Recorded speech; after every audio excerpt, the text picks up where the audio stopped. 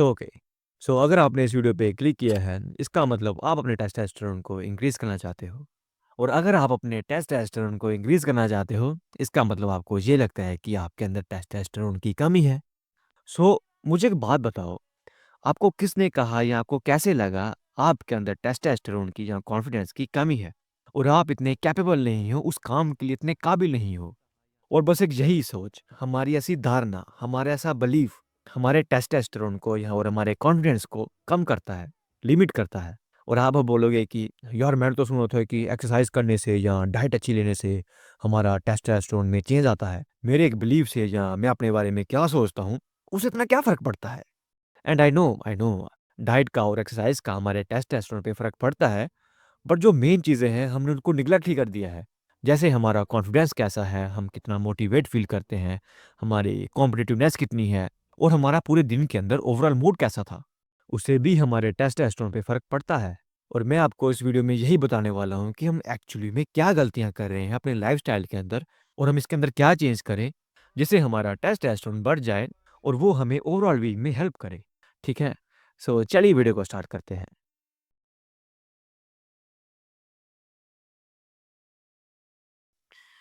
देखो, टेस्टोस्टेरोन क्या है? टेस्टोस्टेरोन एक मेल हार्मोन है जो हमारे अंदर confidence, better mood, motivation, focus, muscle mass और हमें एज अ ओवरऑल बीइंग मदद करता है। अगर आपका टेस्टोस्टेरोन हाई है, आपका मूड अच्छा रहेगा, आप हमेशा मोटिवेट फील करोगे, आप कॉन्फिडेंट फील करोगे और आप अच्छी तरह अपने स्ट्रेस को मैनेज कर पाओगे। अगर आप इधर एक चीज़ को नोटिस करो, अगर आपका टेस्टोस्टेरोन ऊपर नीचे होगा, तो ये चीज़ें भी ऊपर नीचे होंगी, mood, motivation, confidence etcetera etcetera.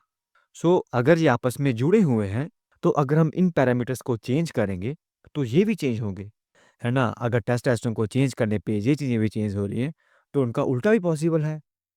अगर हम इन चीज़ों को बढ़ा दें, हमारा टेस्टोस्टेरोन ऑटोमैटिकली इंक्रीज़ हो जाएगा, क्योंकि ये आपस में जुड़े हुए हैं।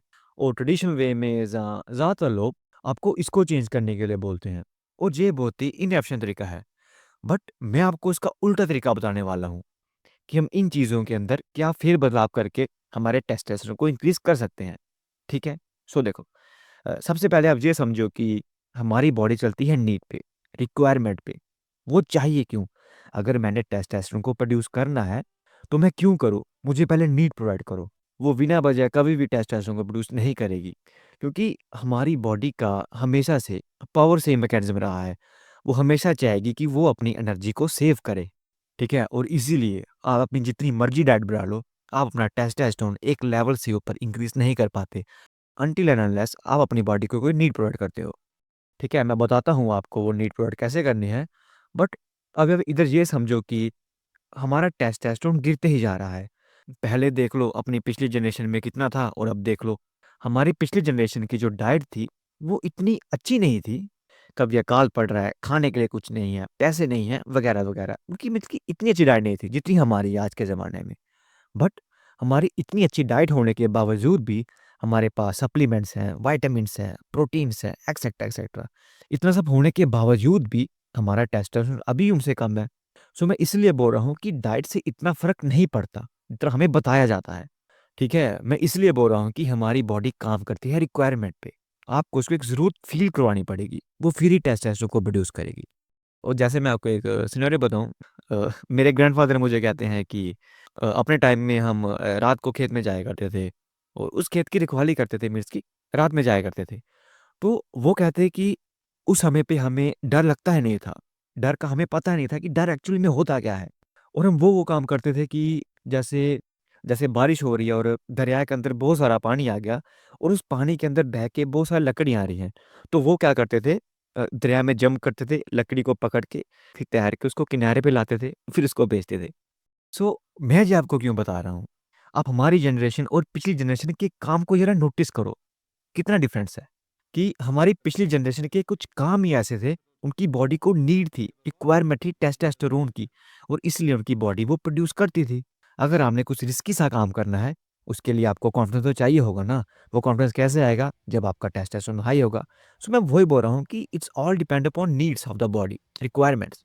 बट आज के ज़माने में बोलते ना किसी को बाहर जाए रात को, वो तो गेट से बाहर भी नहीं निकले और दरिया में जंप करना तो छोड़ ही दो। आज के ज़माने में हमें कोई नीड ही नहीं है। पूरे दिन घर में बैठे रहने से टेस्टोस्टेरोन थोड़ी ना बढ़ जाएगा कोई। देखो, अब ये नीड कैसे प्रोवाइड करें? मैं आपको कहीं ऐसे जंप करने के लिए नहीं बोलूँगा। देखो, पहले मैंने आपको क्या बताया कि टेस्टोस्टेरोन किसके साथ जुड़ा होता है? कॉन्फिडेंस के साथ, अग्रेसिवनेस के साथ, better mood, motivation, etcetera etcetera. हमने इनको चेंज करना है। अब इनमें से क्या-क्या चीज़ें आती हैं? जैसे अग्रेशन। अब अग्रेशन हमारी ज़िंदगी के अंदर कहाँ-कहाँ जुड़ सकता है? जैसे स्पोर्ट्स के अंदर। स्पोर्ट्स के अंदर अब क्या कौन से आ गए? कबड्डी आ गया, जूडो, फुटबॉल। इधर आपको नीड पड़ती है अग्रेशन की, कॉन्फिडेंस की, कॉम्पिटिटिवनेस की। ये चीज़ें कब इंक्रीज़ होगी? जब आपके अंदर टेस्टोस्टेरोन इंक्रीज़ होगा और फिर हमारी बॉडी को एक नीड आएगी और फिर वो टेस्टोस्टेरोन को प्रोड्यूस करेगी, जो उसको हेल्प करेगा कॉन्फिडेंस के अंदर, अग्रेशन के अंदर, जो उसको उस फील्ड के अंदर, उस सिनेरियो के अंदर, स्पोर्ट्स के अंदर हेल्प करेगी। ठीक है? और ऐसा होता भी है। आप देख सकते हो कि जिन मेल ने कॉम्पिटिटिव स्पोर्ट्स के अंदर भाग लिया, उनके टेस्टोस्टेरोन के अंदर कितना जंप आ गया, एज़ कम्पेयर टू जिन लोगों ने बस फिजिकल एक्टिविटीज़ में भाग लिया था। It's all about need. अब जैसे एक और पॉइंट ले लेते हैं, जैसे कॉन्फिडेंस। अब कॉन्फिडेंस कहाँ-कहाँ जुड़ सकता है?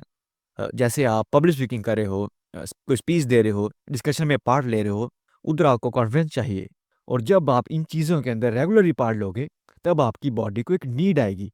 वो कॉन्फिडेंस को बूस्ट करने के लिए आपका टेस्टोस्टेरोन को इंक्रीज़ कर देगा और फिर वो आपको हेल्प करेंगी उस फील्ड के अंदर। ठीक है?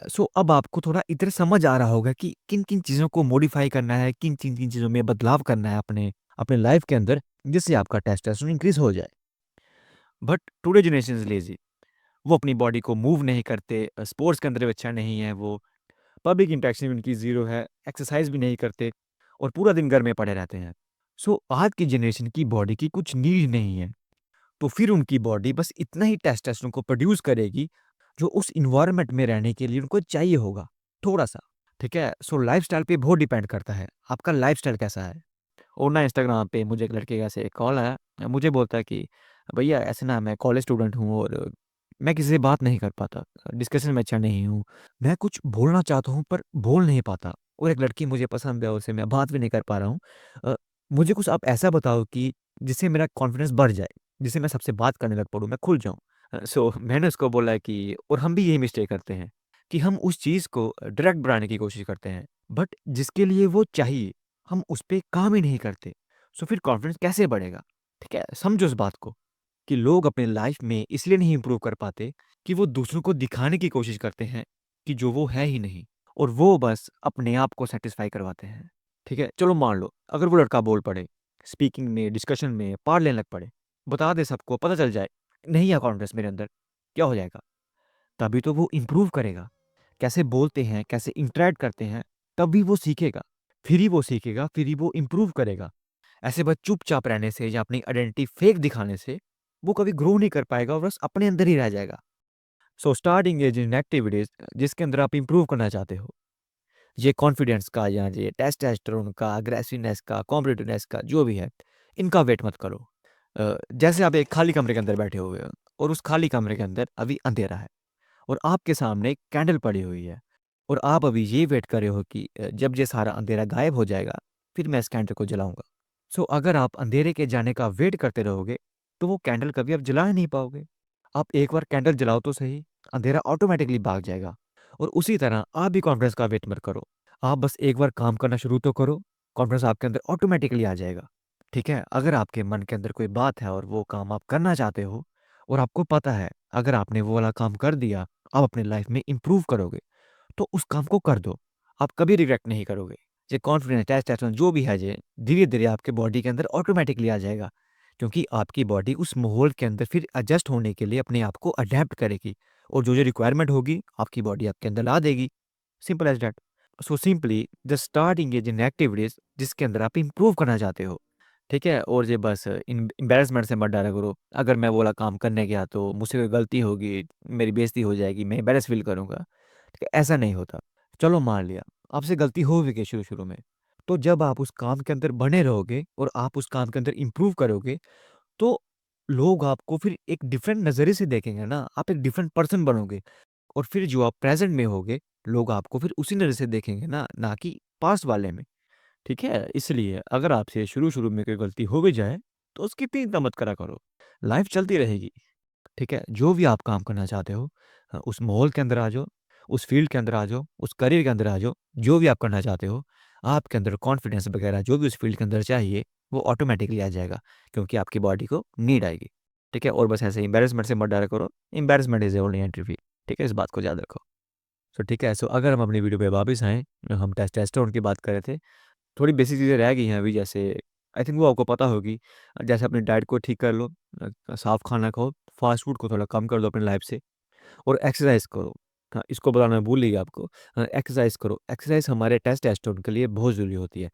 क्योंकि जब हम एक्सरसाइज करते हैं, हमने एक्सरसाइज की और एक्सरसाइज करने के बाद हमने अपने बॉडी को अच्छी तरह न्यूट्रिशन दिया, प्रोटीन्स दिए, विटामिन्स दिए, जो भी। और फिर आपकी बॉडी क्या करती है, फिर आपकी बॉडी मसल मास प्रोड्यूस करती है। आपके अंदर मसल्स आते हैं। जब आपकी बॉडी के अंदर मसल मास बढ़ेगा, आपकी फैट कम होगी। जब आपकी फैट कम होगी, आपका मसल मास बढ़ेगा, आपकी बॉडी को एक नीड आएगी टेस्टोस्टेरोन को प्रोड्यूस करने की, क्योंकि टेस्टोस्टेरोन हमारे मसल मास को बनाए रखता है। और जब आपका मसल मास बढ़ेगा, आपके शरीर का स्ट्रक्चर ठीक होगा, फैट कम हो जाएगी, लीन हो जाओगे। सो उससे भी थोड़ा-थोड़ा ऐसे मतलब कि कॉन्फिडेंस बढ़ता है हमारा, ओवरऑल लुक से हमारी। सो एक्सरसाइज़ बस अपने टेस्टोस्टेरोन के लिए मत करो, अपने ओवरऑल बीइंग के लिए या मैं आपको बताऊँ अ एक्सरसाइज हमारे दिमाग के लिए ज़रूरी होती है क्योंकि जब हम एक्सरसाइज करते हैं हमारे दिमाग का कॉग्निटिव फंक्शन ठीक होता है, हमारे दिमाग के अंदर ब्लड फ्लो आता है, जिससे हम पूरे दिन एक्टिव फील करते हैं, हमारी कंसंट्रेशन पावर या फोकस बढ़ जाता है। ठीक है? सो एक्सरसाइज करो, अपनी डाइट के अंदर प्रोटीन को इंक्लूड करो क्योंकि प्रोटीन हमारे मसल मास को बनाए रखता है। क्योंकि जब आपके शरीर का मतलब कैसे स्ट्रक्चर ठीक होगा ना, जैसे बोलो आपके शरीर का फ्रेम ठीक होगा ना, और तो सबकॉन्शियसली आपके अंदर ऑटोमेटिकली कॉन्फिडेंस आ जाएगा। ठीक है? सो मैं इसलिए एक्सरसाइज करने के लिए बोल रहा हूँ। और एक लास्ट रह गया आई थिंक स्लीप। 6 से 7 घंटे की स्लीप आपको मिनिमम चाहिए होगी। इससे पीछे जाओगे तो आपका दिमाग भी अच्छी तरह काम नहीं करेगा और टेस्टोस्टेरोन भी इतना अच्छा प्रोड्यूस नहीं होगा, ठीक है, आपके बॉडी के अंदर। सो मिनिमम 6 से लेके 7 घंटे की स्लीप आप लो। बस यही था बेसिक। लोग आपको इसको तोड़-मरोड़ के, उल्टा-सीधा करके, कॉम्प्लेक्स तरीके से बताते रहते हैं। नहीं, बस ये सिंपल ही था। सो मैं होप करता हूँ आपने इस वीडियो से कुछ ना कुछ सीखा होगा। और अगर आपको कोई डाउट रह गया हो तो मुझे कमेंट में पूछ लेना और इंस्टाग्राम का लिंक तो दिया हुआ है मैंने डिस्क्रिप्शन में। सो ठीक है, फिर मिलते हैं अगले वीडियो में, तब तक के लिए गुड बाय, ध्यान रखो।